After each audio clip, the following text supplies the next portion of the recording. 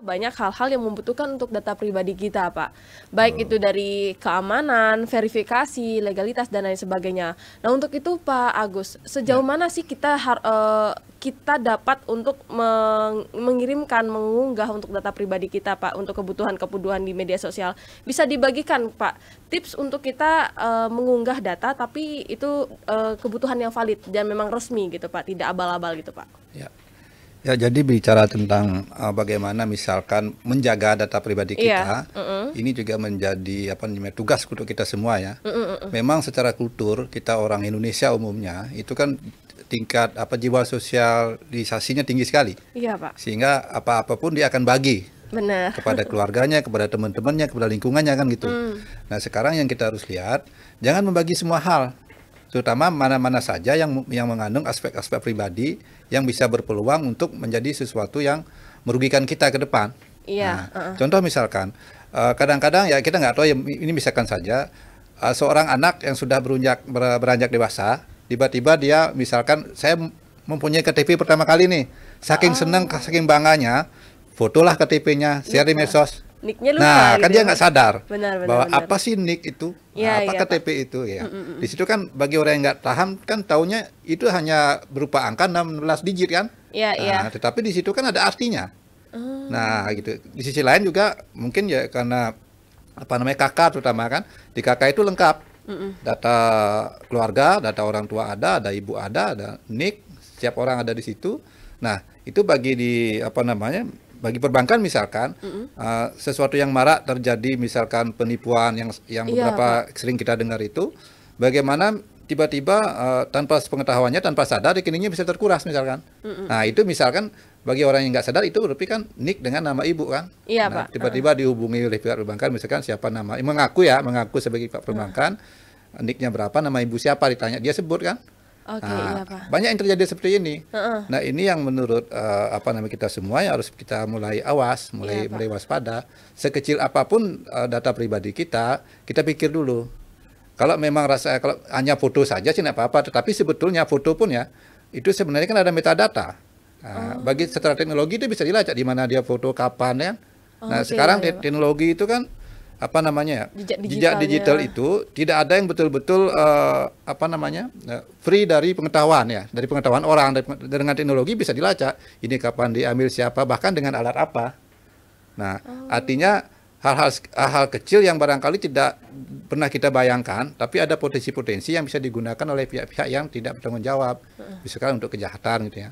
Iya. Misalkan sebagai contoh, tidak usahlah kita selalu men-share kegiatan kita sehari-hari, nah, karena polanya akan terbaca. Iya, iya, Nah, iya.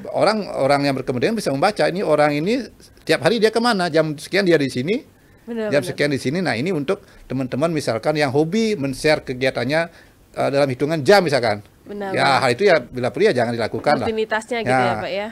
Itu kan hal sederhana sebetulnya. Iya. Hal sederhana yang membuat kita senang, membuat teman kita senang, saling berbagi. Tapi ada efek lain yang kita nggak sadar.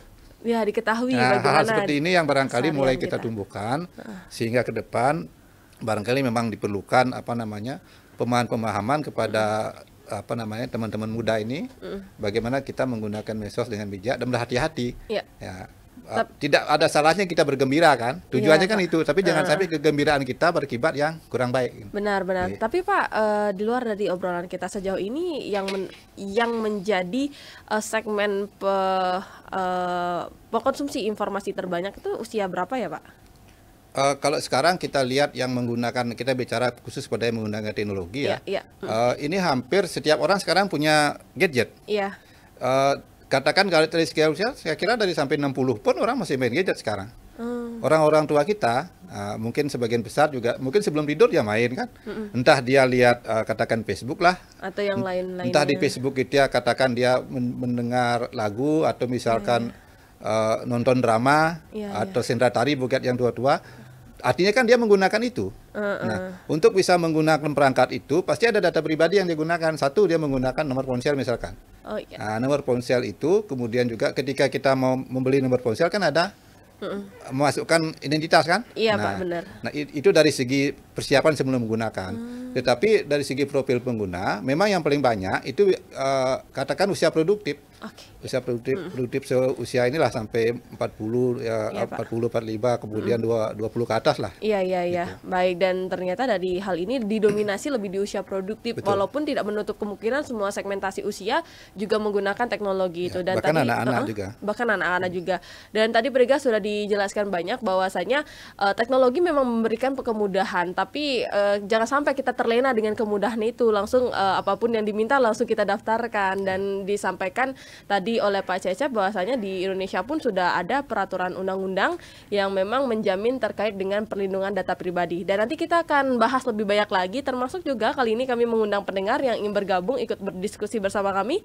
Silahkan bergabung di line telepon kami 0361222161, kemudian juga di WhatsApp kami silahkan untuk mengirimkan pesan di 089678123830, dan untuk itu juga nanti kami akan unggah terkait dengan siaran langsung di kanal YouTube RRI Denpasar. Dan untuk itu Pak Agus dan juga Pak Cecep, kita akan jeda dulu, nanti kita akan kembali lagi untuk bergabung masih di Kita Setara.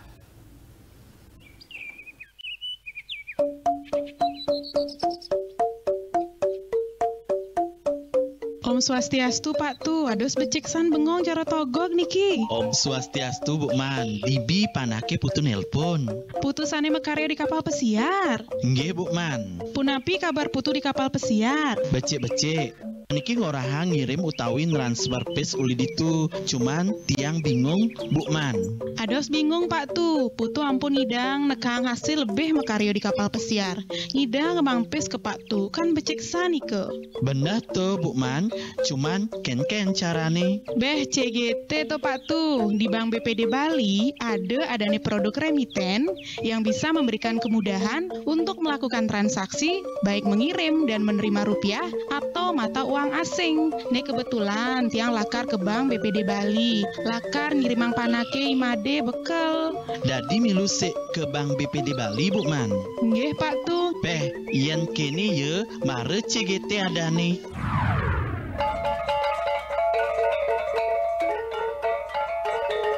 Kirim dan terima uang dari dan ke luar negeri. Bali Dwipa Remittance solusinya. Bank BPD Bali terdaftar dan diawasi oleh OJK. Bank BPD Bali merupakan peserta penjaminan LPS.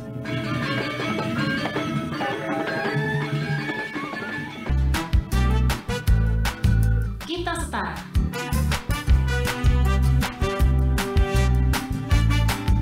Baik, pendengar Anda masih bersama kami di Kita Setara. Saya Deviernita masih menemani ruang dengar Anda, dan kami juga mengundang pendengar yang ingin ikut berdiskusi bersama kami ya terkait dengan urgensi perlindungan data pribadi dalam layanan publik di era digital.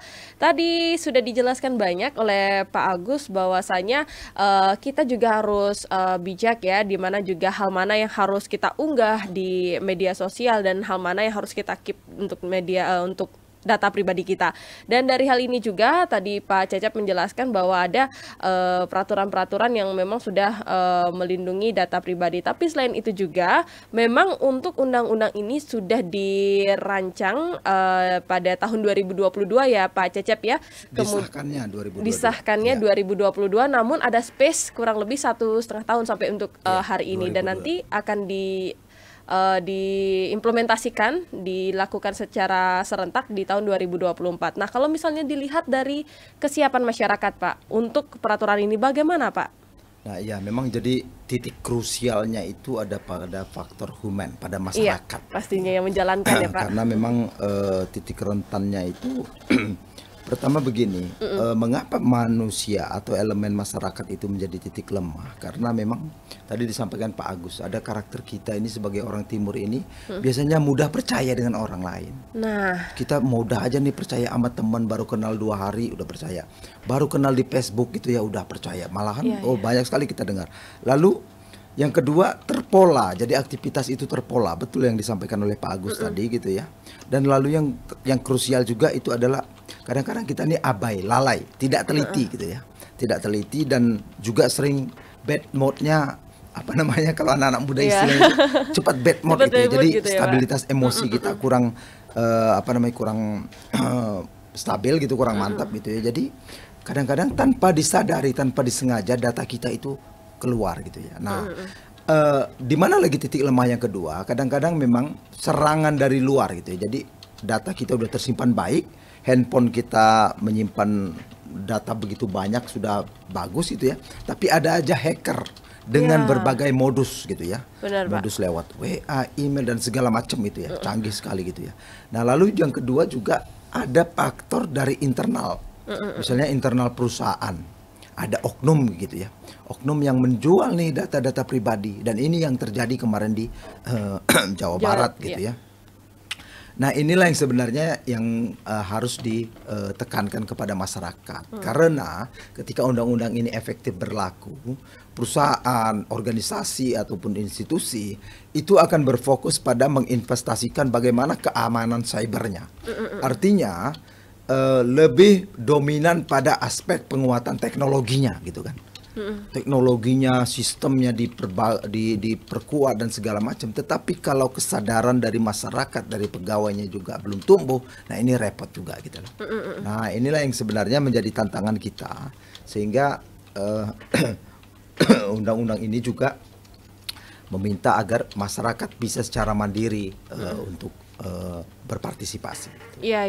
Nah, dari hal ini memang masyarakat yang menjadi pendukung berjalannya undang-undang ini, dan juga menjadi ancaman gitu ya Pak ya, di mana masyarakat mungkin bisa dikatakan belum memahami secara terperinci, dan memang dari hal ini pula tidak menutup kemungkinan banyak oknum-oknum ataupun hacker yang justru membuat peraturan ini tidak berjalan sebagaimana mestinya. Nah, maka dari itu pentingnya untuk bersinergitas satu dengan yang lainnya, di mana juga ada unsur masyarakat dan juga lembaga yang bersama-sama mendukung peraturan tersebut. Nah, tadi sudah disampaikan terkait dengan kesiapan masyarakat, dan kebetulan juga di WhatsApp sudah ada yang bergabung. Ada saya Anggi dari Gianyar.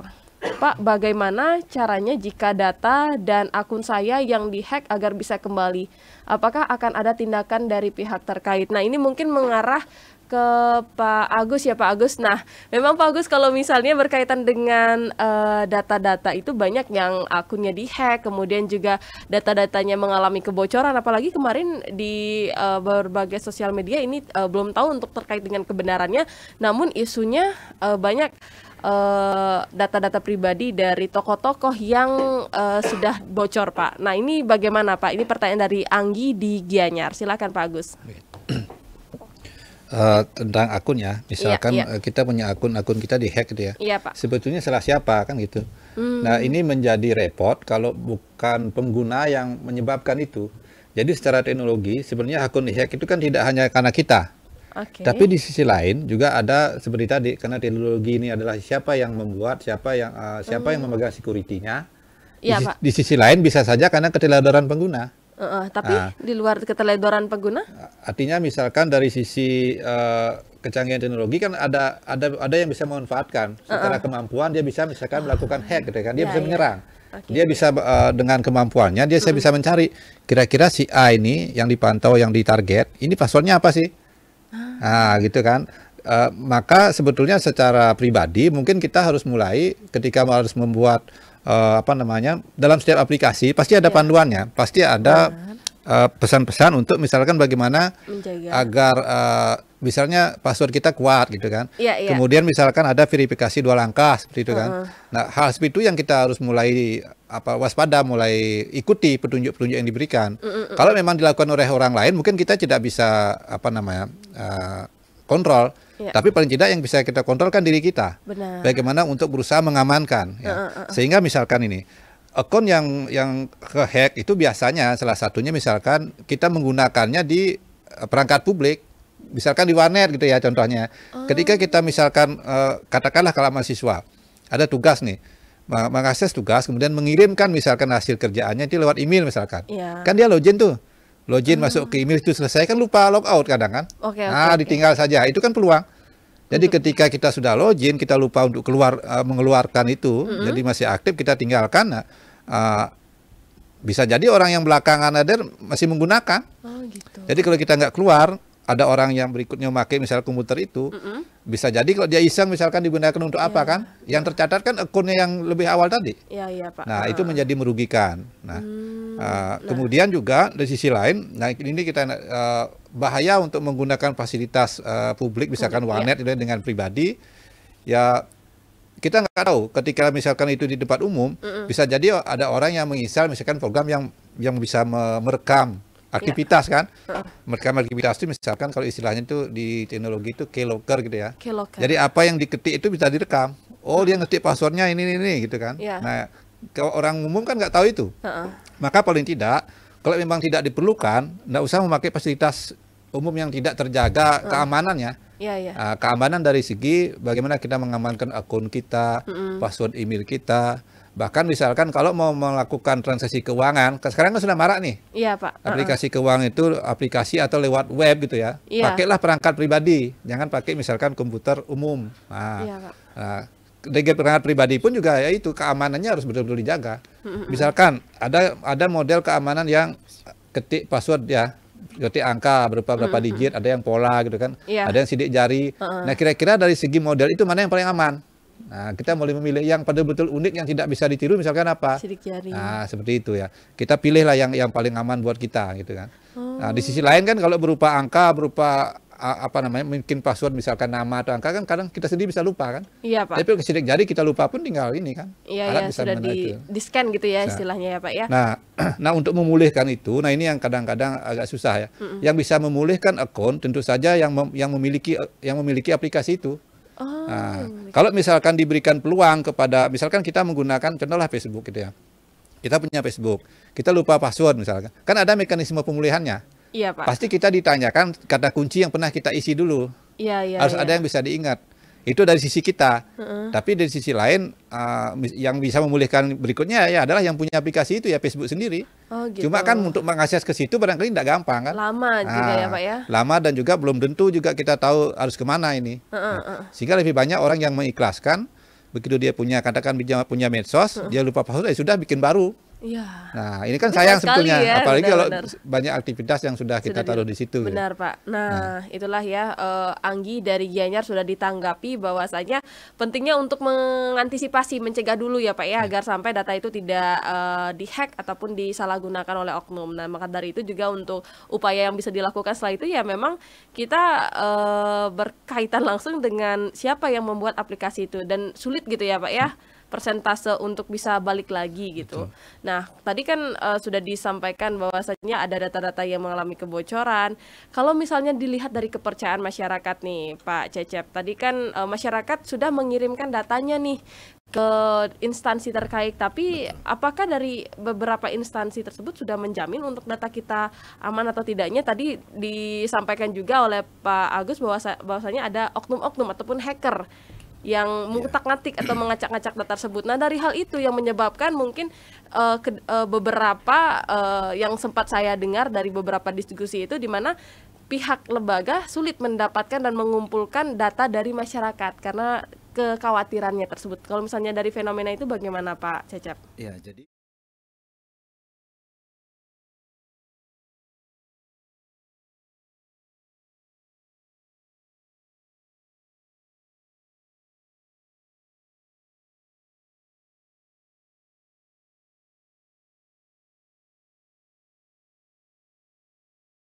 dengan perbankan atau perusahaan leasing gitu misalnya, itu dia bisa setara punya hak yang sama. Nah, ini kan kadang-kadang individu ini tidak diletakkan sebagai subjek, hanya sebagai objek saja gitu ya. Nah, jadi ke depan kita berharap itu. Jadi lembaga pelindungan data pribadi ini kita berharap bisa optimal nanti menjalankan tugasnya. Nah, sekarang sedang digodok peraturan pemerintah dan peraturan presiden yang mana nanti akan mengatur itu kewenangan, tugas dan segala hal yang terkait dengan tugas pokok dan fungsi dari lembaga pelindungan data pribadi. Oke. Dari hal ini juga apakah kedepannya juga di setiap lembaga nanti muncul pengawas data pribadi ya, akhirnya? Jadi diwajibkan. Jadi di setiap kantor, di setiap lembaga itu harus ada pejabat atau petugas pelindungan data pribadi. Khusus ya, Pak ya? Data Protection officer kalau dikenal di luar sana gitu ya. Iya. Dialah salah satu yang bertanggung jawab gitu ya. Nah ini berbeda dengan keterbukaan informasi. Iya. Keterbukaan informasi itu sekarang di setiap badan publik di RRI misalnya itu ada namanya PPID kan, PPID, Pejabat Pengelola Informasi dan Dokumentasi gitu loh. Nah boleh saja nanti mereka berkoordinasi gitu ya atau berkolaborasi PPID dengan PPDP ini gitu ya untuk menjamin bagaimana sih data pribadi karyawan misalnya atau pihak-pihak yang bekerja sama dengan RRI itu bisa aman gitu. Nah jadi sekarang ini masa jeda undang-undang ini mengapa tidak langsung diterapkan? Itu karena memang menunggu agar semua lembaga korporasi menyiapkan secara internalnya dulu gitu ya. Jadi pejabat pelindungan data pribadi ketika 2024 dia sudah prima gitu ya melakukan tugas-tugasnya. Oke, dan itulah space waktu itu tergolong lama ya memang untuk persiapan dan lain sebagainya gitu ya Pak, dan digunakan sosialisasi juga. Ya ini kami masyarakat peduli data pribadi, kami memang khusus meminta kepada pemerintah untuk tidak menunda lagi masa transisi ini.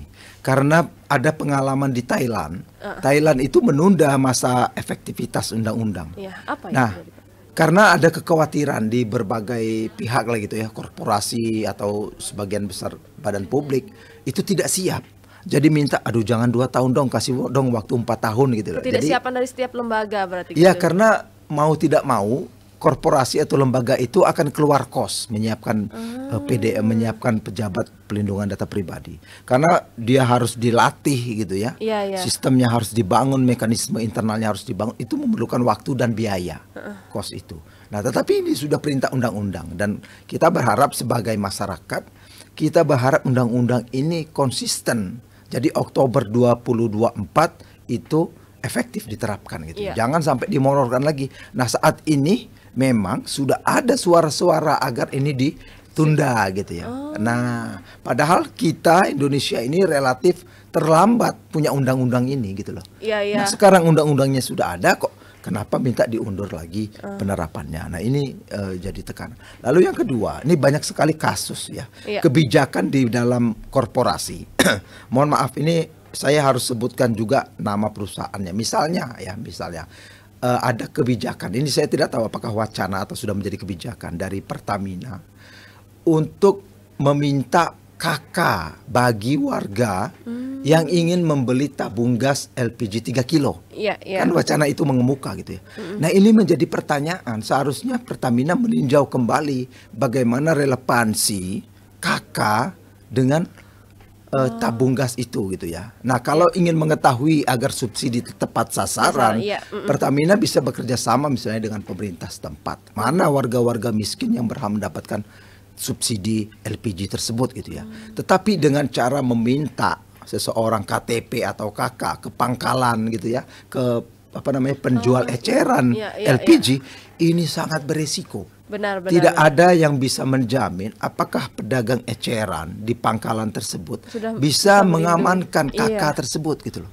Nah, jadi kalau alasannya hanya untuk mendapatkan kelompok masyarakat miskin atau prasejahtera dan seterusnya itu saya kira Pertamina berkoordinasi saja dengan pemerintah setempat, dengan RT, Disduk Capil, BPJS. Nah, BPJS juga itu bersedia. Ada istilahnya bagi pakai data gitu. Nah, minta saja ke data sana. Clear.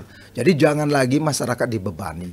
Jangan sampai KK nanti fotokopi KK itu disalahgunakan gitu ya. Nah, ini yang sebenarnya masukan dari kami kepada Pertamina. Mohon itu ditinjau ulang. Nah, itu juga akan di Bali ini sangat strategis sekali. Saya juga ingin menyinggung sedikit rencana uji coba yang akan diterapkan di Bali terkait dengan penggunaan gerbang tol yang tanpa pakai kartu gitu. Biasanya kita kalau melewati jalan tol ingin keluar itu kan agak slow sedikit lalu macet gitu ya, karena harus tempel kartu tol. Nah, ke depan akan dipraktekkan dan uji cobanya itu harusnya bulan Juni di Bali, tetapi saya dengar itu mundur gitu ya. Jadi PT Roatek yang mengelola alat tersebut bekerja sama dengan Kementerian PUPR gitu ya, itu akan menetapkan Bali sebagai tempat untuk uji coba yang kemudian akan digunakan di semua jalan tol di Indonesia. Nah, pertanyaannya, adakah sistem itu sudah mengadopsi prinsip-prinsip pelindungan data pribadi? Karena dengan sistem jalan tol tersebut gitu ya, si pelanggan, si pengguna jalan tol harus mendownload aplikasi. Nah, kita download lagi aplikasi, lalu terkonek ke satelit. Pak. Yang kemungkinan kemanapun kita berada itu bisa terdeteksi. Nah, ini harus diindahkan lah oleh Kementerian PUPR dan pihak-pihak yang terkait gitu ya, agar prinsip-prinsip perlindungan data pribadi yang salah satunya berbunyi bahwa penggunaan data pribadi itu ya harus seminimal gitu ya, harus spesifik. Pak. Jadi jangan hanya karena ingin beli tabung gas LPG semua kakaknya diminta gitu ya. Anaknya SD yang belum sekolah pun diketahui data-data. Ini tidak relevan. Benar. Dan dari hal ini memang dimana ketika tentunya niatnya untuk tepat sasaran, tapi di balik itu juga ada tanggung jawab untuk melindungi data pribadi. Nah, ini kan menjadi suatu kepentingan, berbeda kepentingan ya Pak ya. Betul. Nah, dari hal ini kalau misalnya dari Pak Agus sendiri menyikapi sengketa yang ada dari berbagai fenomena yang ada di Bali untuk saat ini bagaimana Pak? Ya, kalau dari segi sengketa yang perlu diketahui dulu oleh kalangan masyarakat umum ya, Komisi Informasi itu memang sebuah lembaga kuasi yudisial yang diberikan kewenangan untuk memutus kalau terjadi sengketa informasi publik antara badan publik dan pemohon informasi. Jadi memang tema yang kita omong hari ini memang beririsan tapi kelihatan bertentangan, tapi sebetulnya beririsan. Karena dalam keterbukaan informasi publik itu memang ada salah satu pasal khusus yang diatur, yaitu tentang informasi yang dikecualikan. Nah, yang kita bicarakan hari ini bagian dari itu. Jadi perlindungan data pribadi itu hampir sama dengan informasi yang dikecualikan. Nah, informasi yang dikecualikan itu salah satu contohnya data pribadi ini kan. Nah, kemudian dari sisi pengalaman sengketa di Bali memang belum ada ya terkait data pribadi yang menjadi masuk di sengketa, tapi lebih banyak kepada memang informasi publik yang katakanlah ketika dimohonkan oleh pemohon itu tidak diberikan oleh badan publik. Atau misalkan tidak atau disebut oleh badan publik adalah sebagai informasi yang dikecualikan gitu. Jadi kalau terkait dengan data pribadi saya kira belum ada kasusnya di Komisi Informasi Provinsi Bali. Tapi ke depan tidak bentuk kemungkinan hal seperti itu akan mulai terjadi, karena tantangan kita sekarang eranya adalah era digital yang setiap orang bisa mengakses ya. Nah, seperti tadi misalkan apa yang disampaikan sebagai contoh itu masyarakat kita dan kita semuanya harus mulai aware ya.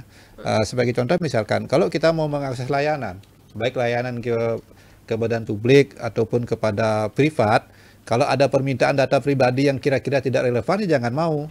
Nah, misalkan nih kadang-kadang kalau kita mau mencoba ya, kita melihat misalkan di aplikasi, ada aplikasi baru nih kita coba. Sebelum mencoba dia minta syarat yang macam-macam, minta KTP, minta apa ya, artinya kita harus waspada. Ini ngapain dia minta seperti ini? Nah, kalau hanya minta nama kemudian katakanlah umur mungkin bisa ya, tapi kalau dia minta spesifik nama, tanggal lahir, nik, nah kita harus mulai waspada. Nah, jangan langsung diisi kalau ada formulir-formulir seperti itu. Nah, terutama kalau kita mau menggunakan aplikasi-aplikasi yang sifatnya free gitu ya. Kadang-kadang kan yang free itu kemudahan diberikan, tapi di sisi lain dia kan minta sesuatu kan. Dia minta sesuatu, mungkin biodata kita diminta, atau bisa saja tawaran-tawaran berupa iklan. Nah, yang kadang-kadang ketika kita klik larinya kemana kita nggak tahu. Nah, misalkan ketika kita menutup, misalkan tanda tutupnya kecil kan, nggak kelihatan. Seperti itu contoh bahwa kita harus mulai waspada. Jadi kalau kita nggak perlu, nggak usah. Kadang-kadang keinginan untuk mencoba boleh, tapi kita harus awas. Benar. Nah, apa yang kita akan coba ini gitu ya, sehingga karena efeknya ada.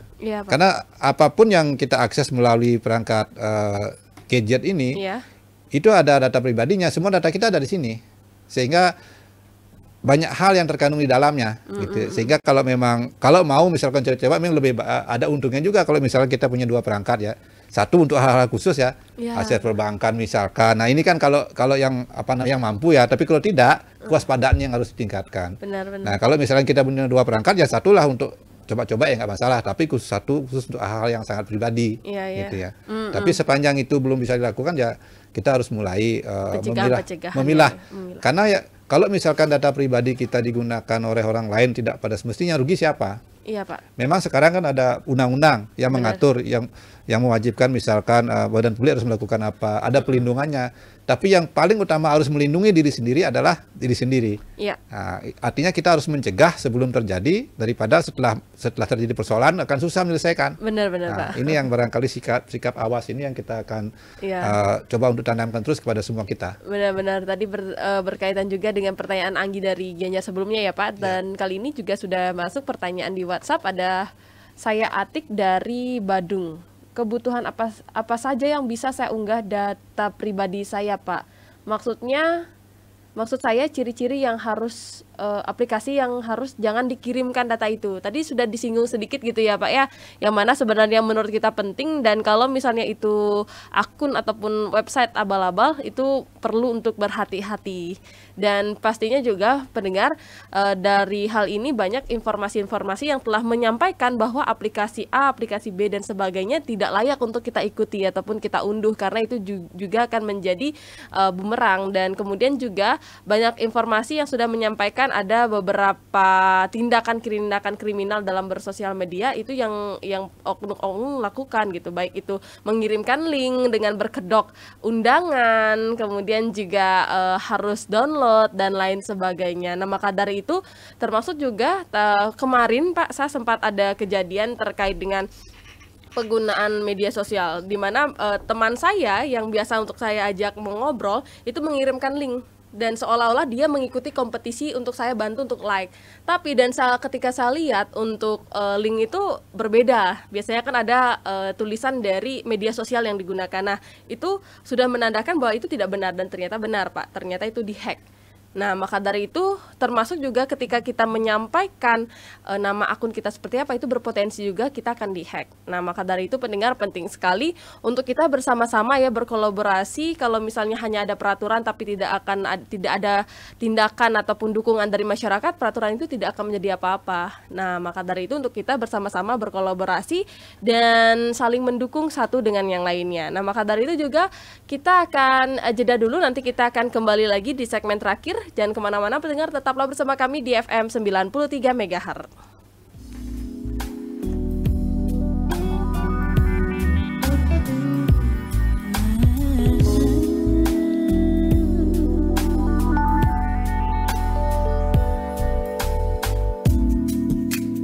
Waktu terus berjalan, musim pun terus berganti, bersama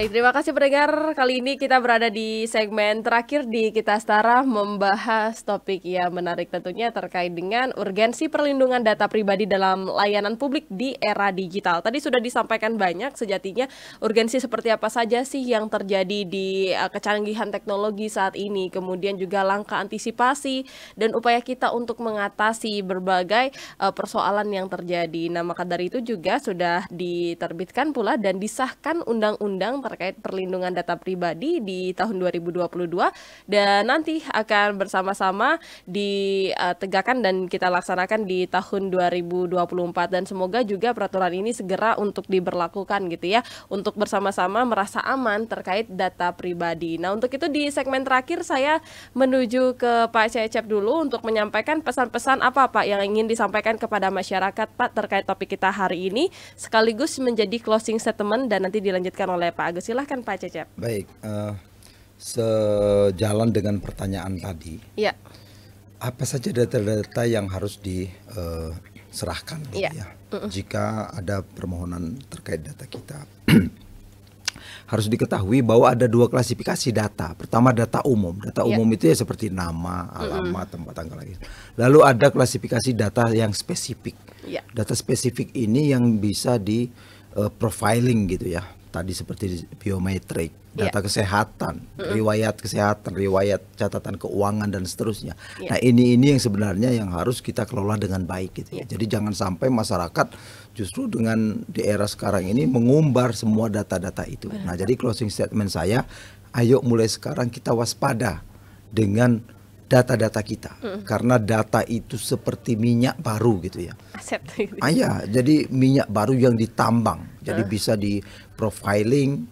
Oke, kalau tujuannya benar, tetapi kita tidak bisa menjamin tujuan para pengguna itu apakah sesuai dengan harapan atau tidak. Nah, inilah harapan kami kepada masyarakat. Ayo sejak sekarang kita bijak gitu ya. Nah, kalaupun ada yang ingin ditanyakan, masyarakat Bali khususnya ingin ditanyakan terkait dengan data, informasi pribadi dan seterusnya, bisa datang ke kantor Komisi Informasi ya Pak Agus ya. Karena memang lembaga pelindungan data pribadi ini belum bisa diakses karena belum terbentuk gitu ya. Nah, kita berharap Komisi Informasi juga bisa mengawal ini karena memang di beberapa negara lain tugas mengawal pelindungan data pribadi ini itu dimandatkan kepada Komisi Informasi. Jadi Komisi Informasi mendorong keterbukaan informasi, di satu sisi melindungi data pribadi, tapi itu di negara luar. Nah, kita punya undang-undang sendiri yang berbeda. Ternyata kita menganggap ya perlu lembaga sendiri yang khusus untuk mengawasinya. Benar. Saya kira itu Mbak Devi. Baik, terima kasih Pak Cecep. Kemudian silahkan untuk Pak Agus. Ya. Di era digital yang sekarang ini memang banyak sekali peluang, banyak sekali hal-hal baru yang bisa memberikan manfaat bagi kita. Tetapi kita semua harus bisa memilah dan juga memanfaatkan dengan baik. Jadi di setiap peluang pasti ada ada tantangan, juga ada positif negatif kan selalu ada. Sehingga apapun yang tawaran baru yang ada kepada kita harus bisa memilih mana yang bisa kita manfaatkan dengan baik, mana yang kira-kira akan merugikan. Termasuk bagaimana kita harus melindungi data kita. Nah, ketika kita berurusan misalkan berkepentingan dengan pihak lain, katakan dengan lembaga atau perbankan contohnya, kan pasti ada timbal balik. Ketika kita ada berurusan, kemungkinan memang kita harus mengisi formulir tertentu. Tapi kalau kita tidak ada urusan, kemudian ada orang yang minta data kita, ya kita harus hati-hati. Apa hubungannya? Saya tidak berkepentingan dengan pihak bapak, tersebut, dengan ibu, dengan ini, ngapain minta ini gitu kan. Jangan seperti tadi, kebiasaan kita yang mudah untuk percaya, mudah berteman dan lain-lain, itu menjadi kelemahan kita. Benar-benar. Nah, itu yang mulai harus kita, karena eranya tidak sama dengan era yang dulu. Dengan era digital ini banyak sekali bentuk-bentuk, baik bentuk penipuan, kejahatan ya, yang tanpa kita sadari kita bisa menjadi korbannya. Kan sayang ya, karena hanya karena ketidakawasan, tidak menjaga ini, kita menjadi korban. Sudah banyak sekali berita-berita yang kita dengar. Ya, mudah-mudahan dengan ada acara seperti ini lebih menyadarkan kita kembali bahwa data pribadi, harus kita sendiri yang lebih awal untuk melindunginya. Nah, gitu. Oke.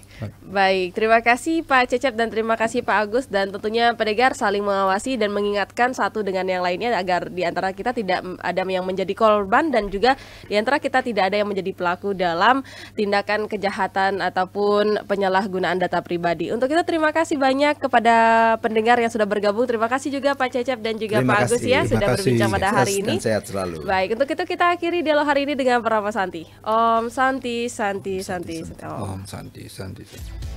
Pro 1